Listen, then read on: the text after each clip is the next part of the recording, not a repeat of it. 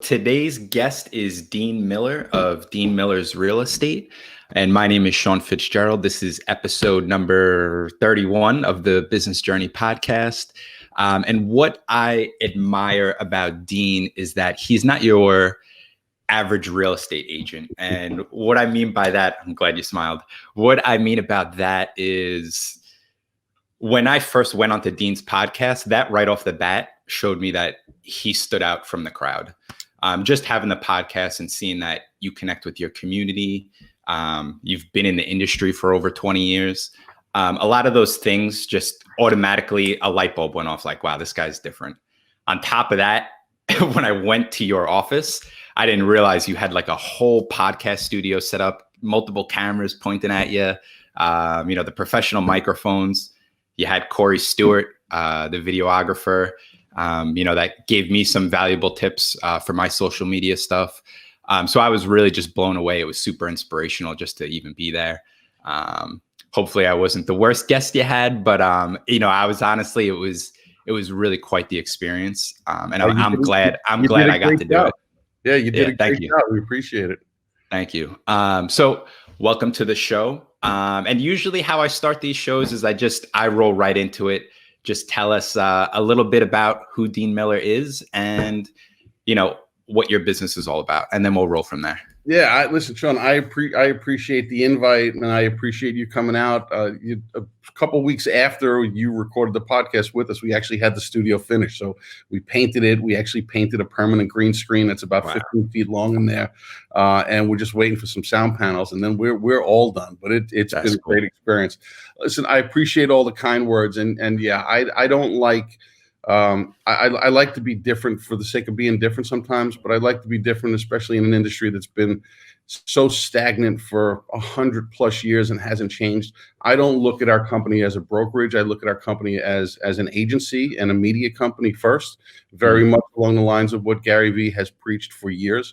So I see the value in creating content and operating as a media company. The podcast was just another thought. We were shooting a weekly vlog at the time, and we did about, I want to say 26 or 28 episodes, and we stepped away from that to focus on the podcast. We're actually going to relaunch the vlog, The Daily Dean, hopefully sometime in the next couple weeks, just to give people some insight as to who we are and what we do. And what I love about this is in sales and in business, people want to do business with people they know, like, and trust.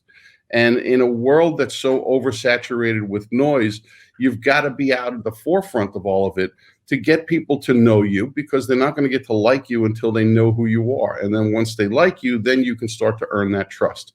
So I truly believe in providing the customer and the consumer the ultimate value up front and being completely honest and disclosed everything about who we are and what we do, so that there are no questions. When people meet us, I want them to feel like they know who we are and they want to do business with us, as opposed to us going out there and having that stench of desperation and saying, please hire me. Yeah. What's great about that is, I don't know if we talked about it on your podcast, but I would say, listen, I know you've been in real estate longer than I've been in insurance. And I think so.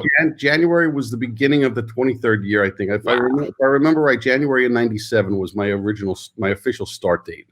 Congratulations. Yeah, congratulations. It's funny. I feel like every few years, like I'm always, wow, I learned so much more about the industry. And now I'm almost at 10 years and I'm like, wow, I feel like I really know my stuff, but I know that I need to keep learning. Yeah. At where you're at, do you still feel the same way? Like you just have to keep picking up info? Every day. Listen, I am very much living in a young person's game. The internet, social media, I am at 50 years old. I am a digital nomad. I'm somebody who wandered into the world of social media. I saw the value and I immersed myself in it. And I got lucky that I connected with a lot of really good people, but I didn't grow up in the world of technology. I made a joke yesterday to somebody. I had an IBM PC Junior back in the really late 80s, and that was the first laptop. And there were I was going to say floppy disks. See, I'm dating myself again. But computers, memory sticks carry 100, 1,000 times more memory on them than the entire computer did back in those days. Mm-hmm. But I've always watched and changed. I try to stay ahead of trends. I try to guess and judge where they're going and try to be in certain places, not for the sake of being there, but for the sake of growing and providing more and more opportunity. So, Yeah. I've done a lot. I've had a lot of different businesses. As a result, I've tested many different things because it is always changing. And if you don't adjust with the times at a minimum, you're going to be left behind in the dust. Yeah, it's so true. And back to what you said about social media, which I think it's something I've been trying to get more and more involved with. And I'll be honest, there's weeks where I'll post 4 days in a row, and then there'll be a week where I only post once. And I really, I get that the insurance side of things is more important. I have to stay on top of my customers. I got to continue to help people write new policies, prospect more, stuff like that.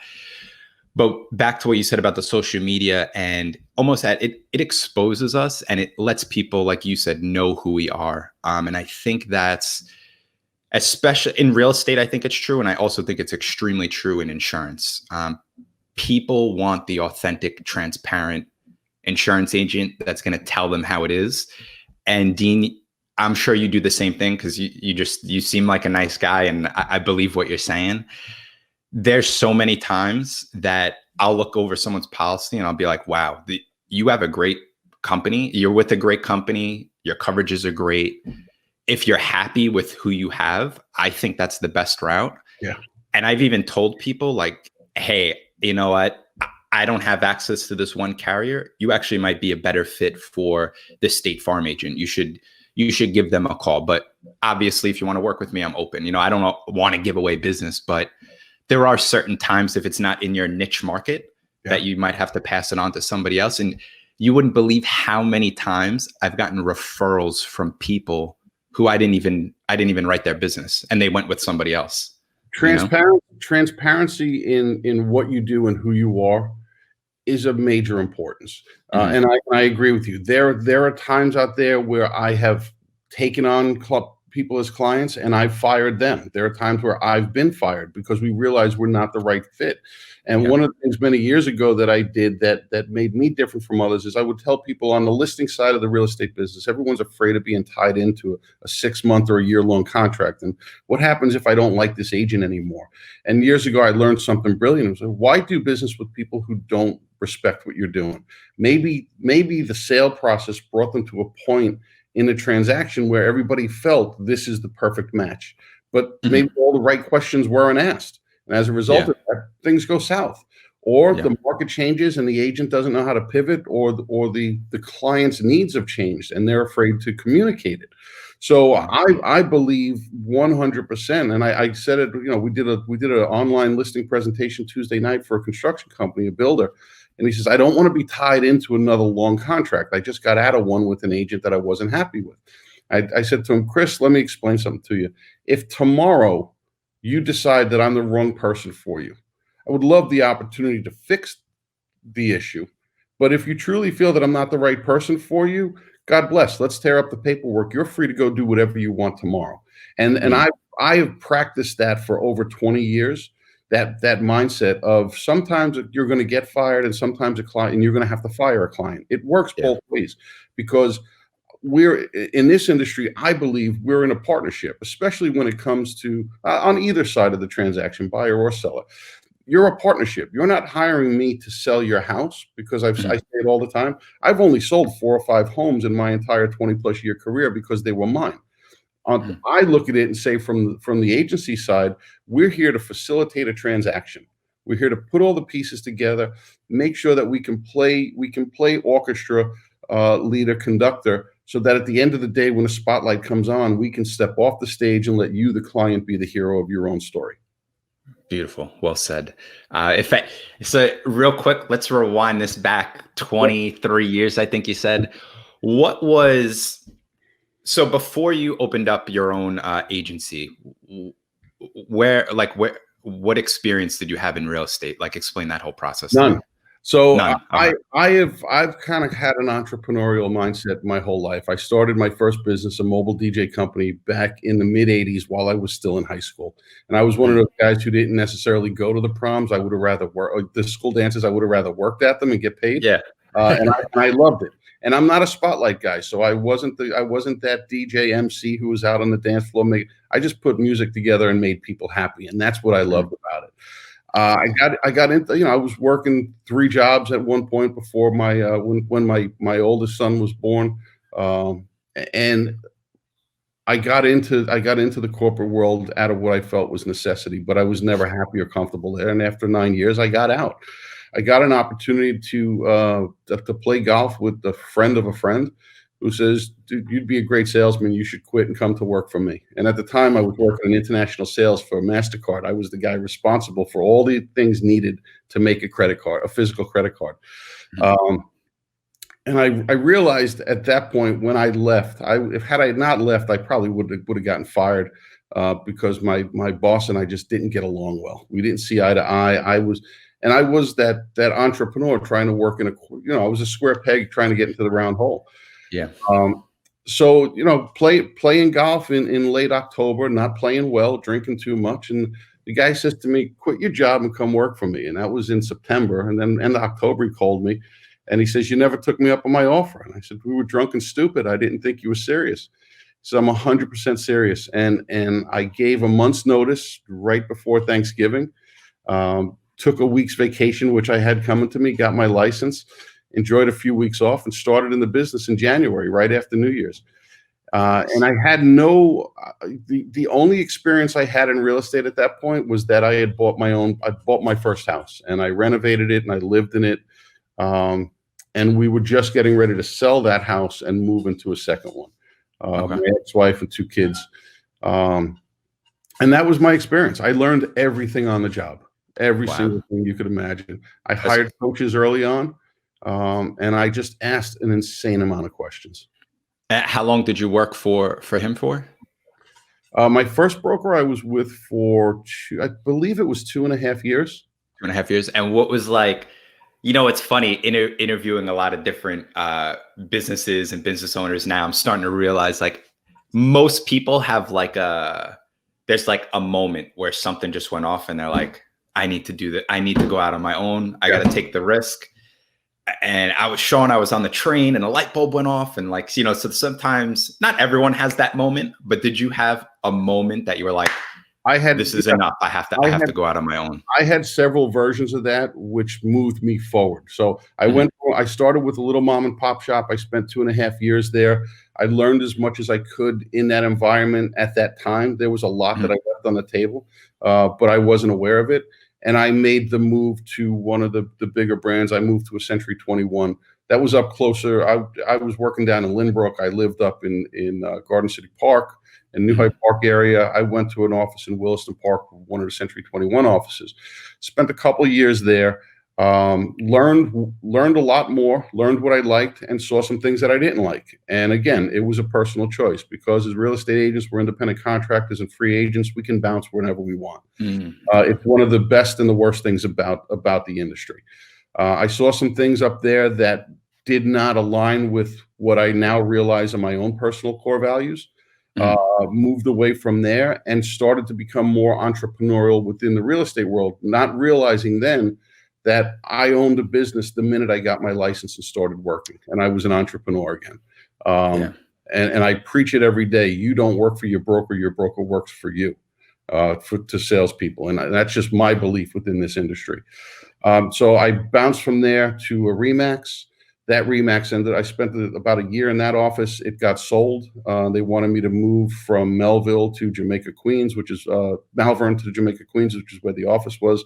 Wasn't for me. From there, I bounced to a new local RE/MAX office after spending a year in their corporate office and working with them. And then I realized, okay, I need to take ownership of this if I want to build it. And I bought half of 2 RE/MAX franchises, which came back to bite me in the ass. Yeah. Another lesson learned. Yeah. I did not have a very well-written partnership agreement. with my business partner. We had some disagreements. We tried to make some changes. We fought, and then it just led to all hell breaking loose. I left, partnered up with one of my ex-partners who was a minority partner at the time, and then finally said, you know what? The brand is me. The systems are mine. The accountability all has to rest with me. And boom, that day, Miller Realty Group of Long Island was born. And we've transitioned it and rebranded over the last year and a half to Dean Miller Real Estate. And while I still don't think it's the greatest name in the world, it at least works for me that when I look at it and say, hey, when things go well, it's the customer and the client and the agents who work for us. It's their victory. When things go wrong, it's my responsibility. And again, that comes from my mindset of, you don't work here for me just because my name's on the check. I work for every one of you. It's my job to help them all build their business. Yep. Yeah. And it's funny. God, I don't know how many times Gary Vee is going to get brought up during this podcast, but I was listening to him the other day and he said something along the lines of people who are like, somebody asked him a question like, oh, is it okay to name my business X? And his response was basically like, it doesn't matter what you name. Your name means nothing until you make it mean something, Well, I could tell you a story about that. So I had made yet another foolish mistake. My son and my nephew wanted to start a restaurant. They went to my dad, asked him what he thought. And Dad said it was a brilliant idea, but I'm not going to help you. And Dad came to me and said, you should finance this for them. And in my heart of hearts, I want to be a good son and a good dad and a good uncle. I turned around to finance it and they both ended up leaving. So I ended up falling into the restaurant business, knowing nothing other than how to be a good customer. And 2 years to build a place, 3 years of operating it before we were able to get out. And during that time, I got to meet Gary and did a couple parties for him at our place and had a lot of good conversations. And I got to know a lot of great people who went through the VaynerMedia machine.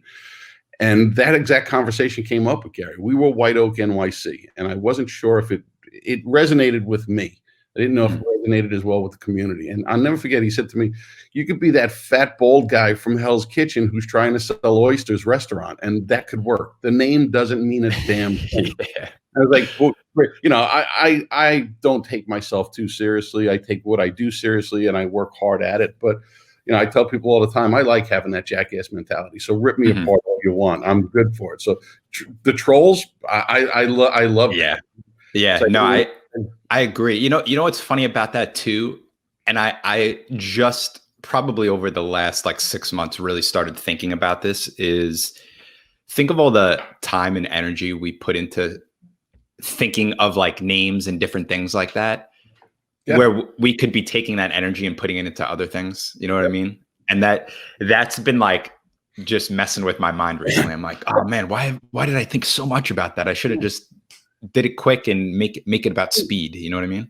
Exactly. And not to say that those things don't have some level of importance to them, but are they the thing that we as the entrepreneur or the person responsible for a certain role or the task manager of certain tasks, is it something that we should be focusing our energies on? Or is it something that we could delegate to someone else or hire out? We had the same problem. I would sit down. We've gone through so many logo design changes. I don't know what to expect. I think we finally got it right. But what I did different this time is I sat down, I gave my vision, and I said, this is your job. I'm paying you money as a service provider. I'm paying you as a media director. This is what I'm trying to achieve. Go through it. Give me back what I need. Let me look at it, because there are certain things that just trigger with me. And I think logo is one of those things. Yep. And when I look at it, I can figure out what I like and what I don't like about it. And I'm not thinking about it from the point of view as, do I like it? It's, does it connect with me? Does it express the vision, the mission, the core values of our company? And that's why we made the changes. Real estate companies. How many real estate agencies out there do you know that have a house or a key in their logo? Every one of them who has an image has a key or a house.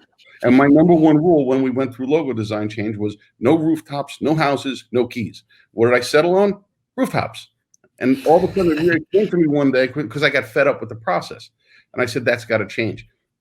And I do a lot of business strategy sessions with a coach of mine. And we were sitting down one day and we were talking about our 5 and our 10-year plan and KPIs and all the important things that we need to focus on. I was watching the pattern on the whiteboard, and I got up and I looked at it and we drew an outline around it. And I said, son of a bitch, it's a lighthouse. I'm a Long Island guy. I was born on the Queens side of Floral Park, but I've basically been a Long Island guy my whole life. I've never been able to get out no matter how hard I tried. And I said, it resonates with me. And we took the blue and the green from our old logo and we're integrating them into this one. And now it resonates with me because it talks about shining a light and being a guide for people. Like I used that line earlier, and I've referenced. I didn't even think of that. That's awesome. I've referenced Donald Miller's Building a Story brand now 3 or 4 times this week because the book has had such impact on how we operate and because it's in line with the way that I think. And I look at things like that and say, what's our role? Our role is to be a guide in someone else's story. The agent should not be the hero. The homeowner who sells should be the hero. The buyer who purchases the home, they should be the hero. It's their story. It's not mine. It's my job to be Yoda or Obi-Wan Kenobi, come in and guide you and train you and teach you. And then boom, as soon as the success starts to come for you and you can achieve your goal, I literally fall back into the swamp and wait for the next person to call my name. And I'm okay with that, and I don't mind the swamp reference because people look at us as the bottom of the barrel. But you know what?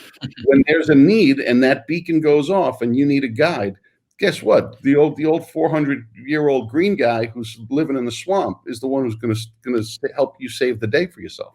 Yeah, and Dean, you know what I love, absolutely love more than anything is branching off of what you said about certain people in the real estate industry and insurance too, bottom of the barrel. They just want the sale. They don't care. They're going to sell you less coverage, maybe at a higher price, whatever the case is. They're going to try to figure out a way just to hit their numbers and make a bonus.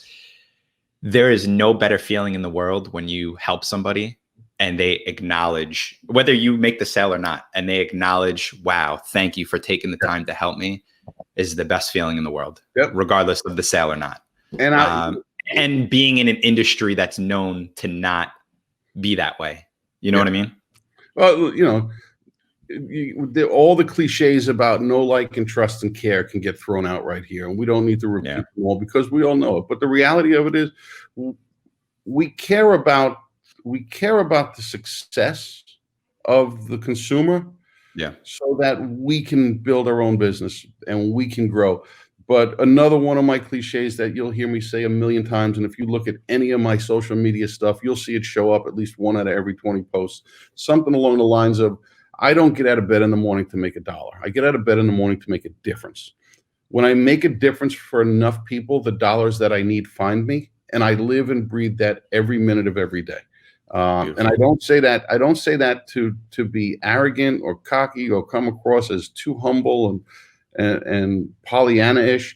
It's just really, that is my number one core value is, do the right thing all the time and help people. And I never mind doing it. I enjoy it. Yeah, no, that's awesome. And honestly, I feel the same way. And that's why I keep doing what I'm doing. But let's roll into, I know COVID is a touchy situation and people don't like to talk about it, but I'll try to spin it into a positive light here. COVID-19, obviously it's affected a lot of people's businesses. You're a very smart guy. You're very active on social media. Do you have any tips or strategies or advice that you would give to any business owner right now that needs the help? So, our industry has pretty much, not 100%, but pretty much shut down. We're not allowed to do most of the things that we normally do. So most agents are, if they're doing anything, they should be working on educating in biz dev and finding new opportunities. But what I've done is as a result of the real estate thing, we've come up with a million ideas. We have the Opportunity Knocks podcast. We launched another brand, which we were really just getting ready to start to kick off, and the shutdown kind of kicked us in the tail. But we launched another set of accounts called If You Live Here, or If You Live Here Long Island. And it's a way for us to build relationships within the community and the small business community that's here locally. So the whole goal is, hey, we're going to go in and meet this bar owner or this restaurant owner, this business owner here, there, the teachers, the principals, the heads of the religious organizations, and shoot some video with them and say, hey, this is what you could experience if you live here. And do that for Nassau County and branch it out. And we've been working with some bigger people around the country to come up with ideas on how to workflow it. So some of the things that we've come up with is how to create community, and audience. And it goes back to social media. One of the things that I like that I found the biggest win for me because of the whole quarantine and shutdown is I have more time to focus on different things. One of the things I've gone out of my way to develop are more relationships. So I spend more time on Instagram looking at other people's stuff and saying, hey, is there value that I can get from them and that they could get from me? Let's reach out. And, 1 out of every 25 or 30 people that I've reached out to have gotten back to me and said, thank you. And 1 out of every 25 of them have said, you've got a solution to a problem I have. Can I pick your brain? And we're not selling services. I mean, eventually it will lead to that. But we're developing relationships. So I did a free course for a group a couple of weeks ago on how to use something as simple as Canva. And it's simple to me because I use it every day. And it's graphic design, real simple, basic design program that does not look basic at all once you get the hang of it. I'm in the process of writing yet another Instagram for Dummies kind of course for a group of people who've reached out to me who said, I love what you're doing. I don't know how to do it. And it's not going to be, so that's what I've done is said, I'm still calling our clients and our prospects. I've never been a cold caller, but we do a good job of generating leads. So we've always got new names coming into our systems. And I've 2 days after it started, everybody said, you're not allowed to cold call. Well, I'm not cold calling. These people reached out to me, gave me their name, their email, what they're looking for, and their phone number. Yep. I got on the phone and I said, listen, everyone's going to be bored out of their minds in a couple of days. I see you're on my site every day. Yeah. While I have you, I'm not trying to sell you because guess what? I can't show you a house right now anyway, even if you wanted to. But is the search criteria that you set up right? Are the materials that we're sending you in line with what you expected or needed? Or are you just here for pure entertainment value? Because people look, what are the 2 most common searches on the internet? Real estate and pornography. Well, that's basically what we're offering is real estate porn. You want to look at all the new houses that are out there? Great. If that's the only reason you're here because you want to be an HGTV superstar and know the inventory, God bless. We put you in this bucket. Yeah. I'm amazed at how many people, a lead conversion call usually lasts 2 to 6 minutes. I was having 20, 25, 30-minute conversations with people. They were telling me their whole life story. But you know what? 3 days later, they were replying to the automated emails they were getting from us with the updates on properties to say, thank you so much for your time. We built relationships and are building a community. Yeah, I think you hit the nail on the head right there. I think right now that is a really good thing to focus on is relationships because listen, pandemic. Always. I believe the relationship is the most important part of any business. I'm sorry to cut you off, but that's fine. That's fine. Yeah, no, thanks for clarifying. Yeah, that's a good point. Really, all the time you should be working on it. But I think even now more than ever, it's even just amplified because, the pandemic, it can take away your job. It can limit your work, but it's not going to take away those relationships. Okay. You know what I mean? So another thing I wanted to ask you before we get too far into this is I know you made a big investment with the podcast studio and getting a videographer, Corey, and having him help you out with social media stuff as well. In your honest opinion, was it worth the investment and would you recommend it for other businesses? I highly recommend it if you go into it with a commitment to learning and improving and being consistent, even if it is only once a week. To your point earlier, 4 times this week and only 1 next week. I think there's huge value in consistency. It is a lot of time. It's a lot of effort. It's a long play. And it's not about getting 10,000, 100,000 followers. I am very proud of the fact that my 1,300 and something Instagram followers, 80% of the people who are in there with me, I have engaged with in some way, shape, or form. I would much rather have a much smaller, clean, connected list, which is what social media is, than have 1 million followers so that people could say, oh, he must be special because he's got 10,000 followers. You know what? If I want the swipe up feature on Instagram, I can pay for it. I don't need 10,000 followers. There are only so many houses in a lifetime that I can work with to put a buyer into it or help a seller get out of it. Listen, I would love to say I have 10,000 transactions on my resume. It's one of my company goals to say we redid our goals in 2018, and we said by 2028 we want to have a positive impact on 10,000 families when it comes to their real estate needs.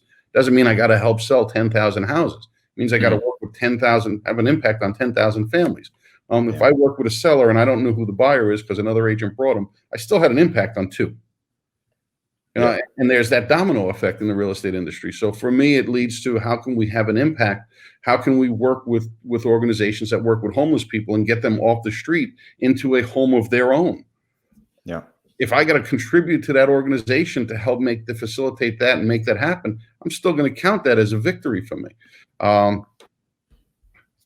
My head just literally went into the rabbit hole. So bring me back to no, it's okay. No, we were just talking about the podcast studio and Corey and how that you've noticed for your business, you've noticed like a big change once you stayed consistent with it. So Corey came on board with me May 15th of last year. We just celebrated our official 1-year anniversary. We reverse engineered to figure out what that start date was. So he's been with me officially for a year. Unofficially, he was with a company that I worked with for about 3 months before that, 3 or 4 months before that. I have developed more and more relationships, more and more opportunities to coach other agents, which is something that I'm not looking to become a real estate coach, but I mentor people via social media all the time. I have developed more rock solid relationships, both in the industry and with the consumer, the client side of the business. And I can attest 11 transactions we did in 2019, 100% that were all outgoing referrals to us. So that this was the weird thing, because I've been involved with coaching and training for so many years. I have a network of agents all over North America. And when I started with my social media journey, we all followed each other. And it became this incestuous mess, which is still having a negative impact on most of my accounts. But what we did was we learned the leverage of retargeting our social media stuff. And I ended up doing 11 referrals out of state at an average price of almost $800,000 per transaction that I got paid a piece of in 2019. So we did 11 of them. I've got 2 buyers who've gone to contract and closed this year that found me through Instagram. And I literally just did a listing presentation not today's Thursday, right? I can't remember the day. Yep. It was Tuesday night. And I did a listing presentation in 20 minutes via Zoom. And DocuSigned all the stuff out for a construction company that's flipping the property. Wow. I'm glad you brought up the networking, like the relationships you've made out of it, because I feel like, listen, I don't even have somebody that's doing it for me. And I feel like I could be doing so much more. And hopefully I'll get to that point one day. But just the little that I'm doing, which honestly is not a lot, maybe you would believe, but some other people might not believe how many people from inside the industry have reached out to me. Hey, Sean, I love what you're doing. Oh, keep doing the podcast. I think it's awesome. Or, hey, Sean, if you ever need advice or want access to this carrier, give me a call. And it's just people reaching out to me on LinkedIn, on Instagram. Yeah. And I haven't seen, it seems like you're having a little bit more like business success with it. Like you're actually getting some transactions from it. I've maybe only gotten 2 or 3, but listen, on top of that, all those relationships I'm building, it'll eventually lead to more. I recommend it for anybody. I love to teach, and it's for completely selfish reasons. When I get the chance to teach, I learn more than everyone else in the room combined. Yeah. But it makes me a better version of me every day. And I learn more and more about myself every time I get to do it. And believe it or not, I really don't like public speaking and looking at myself and hearing myself. But I realized about 2 years ago that you want to grow, you've got to bite the bullet. And especially if you want to be the face of the organization, and this is not much to look at, but this is the face of the organization right now.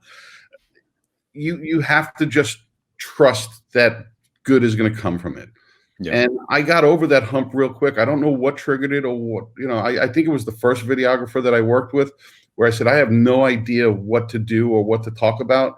And Jason Moreno was the guy who shot my pilot episode of Daily Dean back in October of 2018.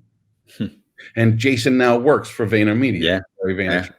But he did such a brilliant job of saying, just go do you all day And when I find an opportunity for a question, I'll ask. Yeah. And he just asked great questions all day. And they were such simple questions that gave me enough freedom to rant and just go on and on about things. And then, a guy by the name of Anthony Train de la Reyes came on board, and he was working for Ed Turney, who was the guy I contracted with. And then Corey was the last of the three that I worked with through that company. And the common thing they all had was they were all very different personalities. They were all technically masters at their craft with the camera and behind the scenes on the editing. But what they all did well, and I don't know if they even realized it, was they just made me feel comfortable enough that I was having a conversation with them, and there just happened to be a camera there, as opposed to me having a conversation with the camera and them being there. Yeah, no, that's a good point. I'm gonna just nobody else probably cares, but I'm really interested in knowing, what would you recommend for somebody who doesn't have somebody following them around that wants to eventually get into that space?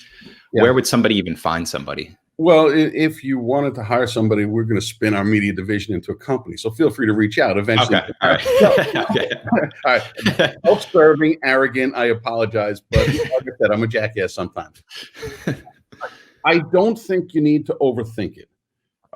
When I had the restaurant, most of the pictures we took were with my iPhone, and my big investment was a $35 LED light box that I held by hand and moved around to make shadows. You get a reasonable gimbal that you could get for anywhere, or a fancy selfie stick, anywhere between $50 and $150, depending on what level of tech you want. Your phone has a good enough camera. The investments I always tell people: sound and light. So get a good wireless mic for your phone and start there. You don't need to hire somebody. And it was the wrong hire for me at the right time. It was not the smartest move for me to hire Corey full-time when I did, but I saw the opportunity and I said, it's going to force me to work faster at certain things. I should have hired some administrative people to help with sales and people who could have directly helped put money in the bank, bottom line, today. Gotcha. As opposed to Corey is kind of like, we're working a farm, literally plowing and planting seeds, and it takes time for that to grow. And we're really not very good at what we do with our social media. It's Instagram. We're almost all in on Instagram, and everything else is kind of an afterthought. And even with Instagram, we're not that great. It's just that we're consistent and we figure out little things so that the audience we're talking to starts to hear more and more of what if they want to hear more of it, they have the opportunity to. We're not forcing anything down anybody's throat. Yeah. So where to start? Trust the process and just do it. And you don't need today. You could literally. I had a conversation with a guy that I'm mentoring right now on Monday, and I said, I want you to take your cell phone. You're tall and you got long arms. I'm short and I got short arms, so it works better for you. I said, extend your arm out as far as you can, and walk down 7th Street in Garden City from Franklin Avenue to the Garden City Hotel. And it's, what's it, 400 yards, 300 yards, whatever the length of that strip is. I said, and all I want you to do is walk and talk. You don't even have to look at the phone. I said, but pretend that I asked you a question and answer that question and walk. And there's a piece of content for you. And not only is it a piece of content, it's probably a dozen pieces of content. Yeah, now turn it into a blog. Now go figure out how to use iMovie on your phone, because trust me, that's what I learned. I literally learned iMovie on my phone inside of an hour and a half with looking at a couple of YouTube videos, and I was able to put stuff together that was, in the restaurant world. So it was palatable, was the word that I used to use. Yeah. It was not good. It was far from great. It was just barely good. But what I did was I figured out who my audience was, and I spoke to them. Who did I want to sit down in my restaurant? What did I want them to eat? What did I want them to drink? That was the message I put out there. And if it got 10 likes, it was because 8 of those people liked what we were doing, and 2 of them would show up, and the other 2 people who didn't come in just liked that kind of stuff. Yeah. So we never got huge engagement, but we were making money off of it because I didn't care about all the other noise. And I think people need to stop obsessing over likes and follower counts and all these other things. It's how many. If I got 0 likes and 1 comment, as long as that person replied to my reply of their remark to me, that's a win. Yep, I agree with that. Yeah, engagement is everything. And listen, I know we're getting up there in time already, but I wanted to ask you one more thing. What are, because I know you're obviously involved heavily with the social media, what are some of the things you're researching the most right now when it comes to social media, as far as like something new you're looking to do? Yeah, so like I said, we have done a horrible job on Facebook and on LinkedIn in particular. I Mm. know there's huge opportunities because LinkedIn is kind of not to demean any of the others, but it's the intelligent social media place. It's where people go Yeah. to be closer to being a professional. And again, not to be a fraud, but they bring out the professional side of who they are there, as opposed to Facebook and Instagram, where you're a lot more casual. And I think there's a balance between the two, but I think there's a lot of opportunities for me to build a better network Mhm. and meet more people who we can serve. And it's like a lot of the mortgage brokers I work with, they don't chase client deals. They chase realtors to bring them client deals. They want to build that relationship that, this one person I'm going to work with is going to bring me 10 to 12 people a year. And I think insurance, in many cases, there's a lot of people who do the same thing. You want to connect and bring value and develop a relationship. So my thought process is, how do we do a better job of understanding the type of content we have to put together for Facebook and LinkedIn versus Instagram, because they are three very different languages. Yeah. I don't believe it's great to have the button that says auto post to Instagram or Facebook from the other. That's Mhm. great, but I've learned that I don't think that's a smart move. It's not the most productive move, uh, Yeah. because you do have a lot of people who are following you on both platforms, and you're creating stale content by doing that. Yeah. So it almost comes off a little spammy, right? Yeah.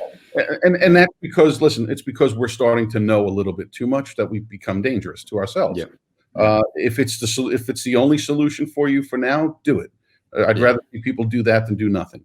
No. But biggest opportunities for us on social are to do a better job there, to do a better job of segmenting our audience, to give those segments the right materials, the right information. So we want to make sure we're putting valuable information and content together that applies to someone specific and speaks to an individual consumer.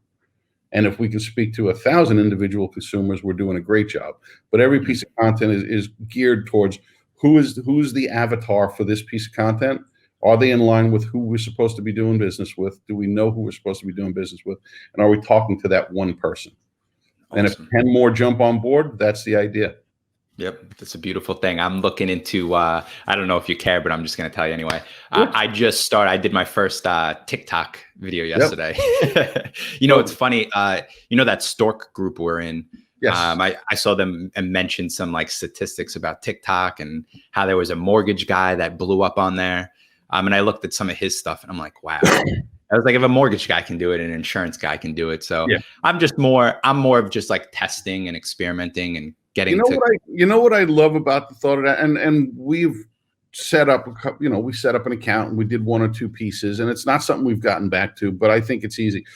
It's not so much, and again, I don't want to sound like a mini Gary Vee, because that is the last thing in the world I'm trying to do. But I paid attention to a lot of what he said, and it resonates with me because for me it's true and it's important.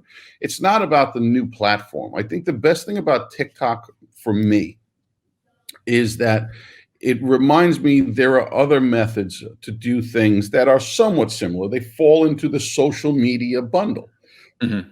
But they're night and day, the platforms. There's commonalities between Snapchat and between parts of Instagram to TikTok. And you can share your TikToks on Instagram and these other places. But it reminds you that you've got to stay relevant, that the audience, the beauty of it is we get old, as we get older, the audience becomes bigger and bigger because we're aging up. Those kids who were 6 and 8 when we started are now 22 and 25. And if we do a good job within our business, they'll be our audience. So let's connect with them in ways that make sense. Yeah. But let's also not be foolish and pander to them. Yeah, exactly. That's what I see a lot of is, listen, I know one guy, he's a clown. And whether you are 8 years old or 80 years old, this guy's behavior is always the same. And it's what I love about him. He is truly authentically him. So when you look at him on Instagram or on TikTok now, and he's out there dancing like a wild man and being crazy, and it's him. you're not going to be surprised when you meet Larry, because Larry is out there and he is authentically him. Now, so the typical Facebook user who's getting older may not resonate with him, but he is of that age and demographic. The next generation back, the Instagram generation, let's call it, they're going to resonate a little bit more with that. But it may come off as a little bit uncomfortable because there's an age gap between who he is and who they are right now. And the TikTok generation is going to see that. And he may become the creepy old guy to them, but he does a good enough job of being who he is and saying, if I don't entertain you, don't watch. If I do entertain you, come back for more. And by entertain, I mean educate and inform and entertain. Because and just don't worry about the judgment of others. No, those days are long gone. It's still, listen, when someone calls you out and you see it, you kind of get taken back for a second. You get that body blow in the boxing ring. Yeah. Kind of startles you because you didn't want it. But, again, go back to the restaurant. Everybody told me, don't get involved in Yelp. Don't talk to those people. Don't do anything. I called bullshit on it from the day that I started. The minute we got reviews, I'll never forget, we had 8 great reviews, 4.5, 5 stars, and I don't need 5 stars from everybody. I'm one of those guys, when you give me on a scale of 1 to 10, you'll never get more than a 9. Why? Because I believe there's always got to be room for growth and improvement. So a 9 is a perfect score in my opinion. So we got 8 great reviews and the staff is cheering and patting each other on the back and blah, blah, blah, blah, blah. And all of a sudden I come in one day, I'm in the restaurant early and I leave as the staff starts coming in to go do some order stuff. And I come back and 4 of them are sitting there and you would have thought that somebody killed all their puppies. Like, what the hell's going on here? Did you see Yelp? Like, no, not yet. I literally just got back here. I go on and we got a bad review from the night before. And I literally got up. We had all high top tables. I literally got up on a table and I danced. Like, what is wrong with you? I said, now I get to really be me. I read the review. I went back and I looked at the footage on the security cameras of the event that happened. And I said, you know what? Consumer's right. You didn't do this the way that we hope it would be done. There was a breakdown in service somewhere. That's my fault. And as I'm saying this to myself, this is what I'm writing on Yelp in my reply. You're right. You know what? We're a 6-week-old restaurant. I've never been in this business. This is something new to me too. I appreciate you taking the time to share publicly with everybody that you did not have the greatest experience. I wish you would have brought it to my attention while you were there, because then I could have done something to help make you walk out of here a happy customer. But because you didn't, it provides a wonderful training opportunity for me and my staff. So if you feel like giving us a second chance, here's my email address. Reach out to me personally. I will make arrangements for you. Or better yet, don't reach out to me. Come back and do it again. And after the meal, then let me know you were here. Because I don't want you to think you're getting special service because you complained. I want there to be one level of service. If the president walks in, or my mom and dad and grandparents walked in, or a complete stranger off the street, I want them all to have the same experience, at least from the steps of service that we provide. How they experience it is unique to them. Yeah, Dean, listen, that's awesome. I think people can definitely learn from some of the things that you talk about and that you've preached to me a few times, which is awesome. If somebody wants to reach out to you, before we cut this thing off, what's the best way for somebody to reach out to you? Easiest way. I mean, we're showing this all on digital platforms. So the easiest way is Instagram is where I'm most passionate and spend the most time right now. But Facebook, Instagram, at Dean Miller Real Estate. We're located in Wantagh, New York. DeanMillerRealEstate.com is our website, or DeanMiller.realestate. We have to deal with the .com. We're building and testing a couple things. No need for phone numbers and addresses and everything else. In today's world, go to the Google and just ask Siri or Alexa how to find me, and I'm sure they'll steer you in the right direction. But yeah, that's the best way to get us. All right, beautiful, Dean.